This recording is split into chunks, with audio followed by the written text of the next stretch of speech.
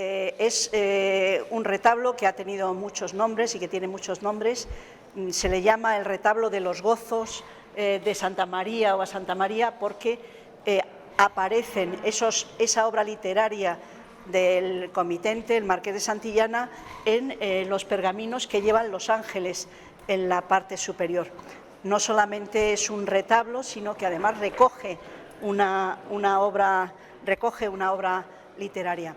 Se le llama altar de los ángeles, los que aparecen arriba, y es posible que incluso hubiera más en el guardapolvos, y se le llama también retablo del Marqués de Santillana, no solo porque él es el promotor, sino por el protagonismo que asume su retrato. Él funda un hospital en su villa de Buitrago y en la capilla del hospital pone 3 retablos. El retablo mayor, que es este que tenemos aquí, que él nos dice que le dio a hacer a Jorge Inglés. Es la única obra y la única cita que tenemos de este pintor, y los 2 retablos laterales se han perdido. Solamente queda una tabla que es dedicada a San Jorge, que ha pasado al mercado internacional desde el siglo XIX y se vendió no hace mucho en Sotheby, Londres, pero es la única que queda. En cambio, el retablo mayor estuvo en el Hospital de Buitrago hasta comienzos del siglo XX. Tenemos una foto antigua que se hizo sobre el retablo en 1903, y esta es la que nos permite saber cómo era el retablo entonces. Esa foto pues, nos ha permitido ver que los escudos que tiene la polsera del retablo no deben ser originales. Parecía que en esa foto se ve como unos ángeles, probablemente estaban en mal estado y se mandó pintar estos escudos del Marqués de Santillana, el escudo de su mujer, que es el que está abajo con las hojas de higuera de los Figueroa, y el suyo, que está el de los Mendoza, con el cuartelado, con el Ave María. Había sufrido pocas transformaciones, pero la única que tenía, que no habían afectado al retablo, la única que tenía más importante era que en la predela, en lo que es el banco del retablo, sin hacerle nada a las pinturas, se había colocado por delante el sagrario y unos relieves plateados. Ese es el efecto que da la foto, probablemente serían hechos en plata, pero no lo sabemos. Y en el centro se había colocado, en torno a la Virgen, unas formas barrocas con unas columnas barrocas. La Virgen era otra, pero aunque la foto no es muy nítida, da la impresión de que no es la Virgen que el marqués dijo que se pusiera allí, y nos dijo que es una Virgen de talla que yo compré en la Feria de Medina, una escultura de madera que sin duda era una talla flamenca en torno a 1450, 1455. No sabemos qué ha pasado con ella. Después los duques del Infantado llevaron este retablo primero a su castillo de Viñuelas y después al Palacio del Infantado en Guadalajara, y luego se llevó al Palacio de la calle Don Pedro, que tenía el anterior duque del Infantado, pero que a su muerte en el año 97 pues vendió y ya no estaba instalado en ninguna de las dependencias de los duques del Infantado. La Virgen había desaparecido y en su lugar habían puesto una talla románica.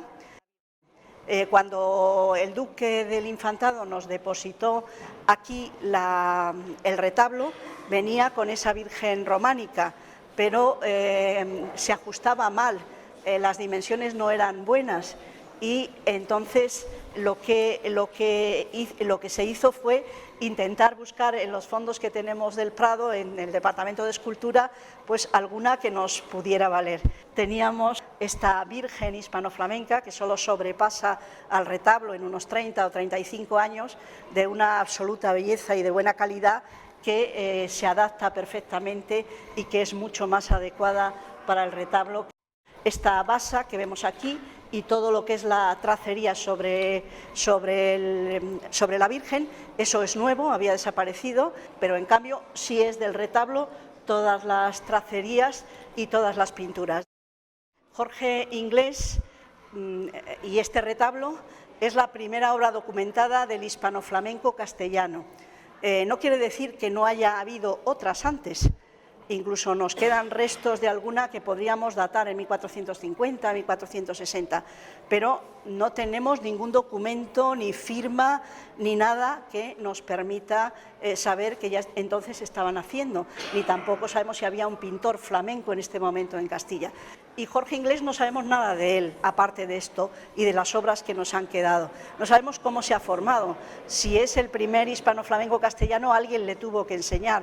Realmente, aunque hay un conocimiento de lo que es el arte flamenco, que quizá en el caso del marqués, pues como van vestidos a la moda borgoñona y siguiendo los modelos de los donantes de Van der Weyden, pues podía pensar que tenía un conocimiento directo fuera de España, fuera de Castilla, fuera del reino castellano, con el arte flamenco. No lo sabemos. Lo que sí sabemos es que repite siempre sus figuras y que es facilísimo conocer su estilo, porque tiene un sentido plástico muy acentuado y, si se dan cuenta, pues las figuras tienen los rostros una estructura más ancha que larga, las mejillas acusadas, los ojos con una expresión triste, las comisuras de la boca también marcadas, que le da siempre un tono triste, los arcos superciliares muy salidos, que dan mucha sombra a los ojos. Siempre repite las mismas figuras, o sea que para los historiadores del arte es muy fácil encontrarse con una obra de Jorge Inglés, porque enseguida se le reconoce. En la predela de este retablo vemos a los 4 padres de la Iglesia latina, San Gregorio, San Jerónimo, aunque no hay textos, probablemente sería San Ambrosio y San Agustín. En cambio, a los otros 2 los reconocemos tanto por el león como por la tiara papal de San Gregorio.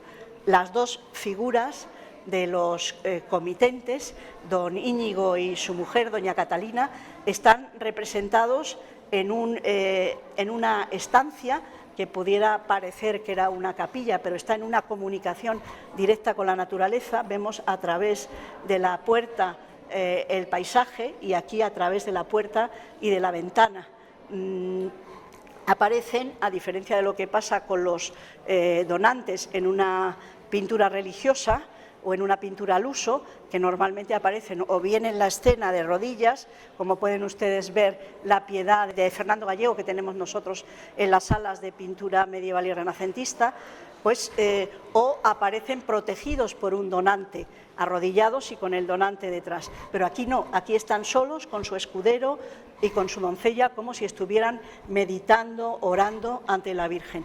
Él lleva un pergamino, se pueden leer, pero ya no es uno de los gozos de la Virgen, que solo son 12.